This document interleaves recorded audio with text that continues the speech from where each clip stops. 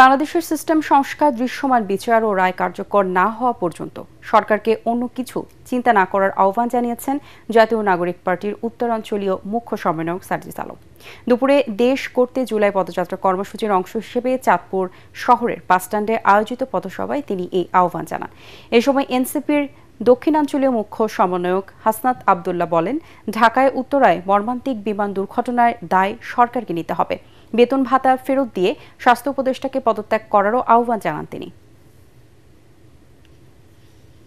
এই স্বাস্থ্য উপদেষ্টাটা কোনো কাজের না, উনি কিচ্ছু বুঝে না, উনি স্বাস্থ্য ব্যবস্থা বুঝে না, উনি চিকিৎসা বুঝে না, উনি ইনস্ট্রুমেন্টাল কোনো নলেজ নাই।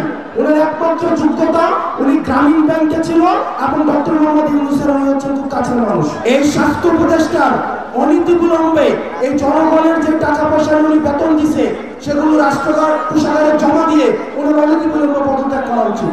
তদন্ত কমিটির খেলা দেখতে চাই না, আমরা দেখতে চাই এই অভ্যুত্থান পরবর্তী বাংলাদেশে এই তদন্ত কমিটিগুলো প্রত্যেকটা ঘটনার পিছনে কোন ব্যক্তিগুলো দায়ী, কোন সিস্টেম দায়ী, কোন প্রতিষ্ঠানগুলো দায়ী সেগুলো খুঁজে বের করে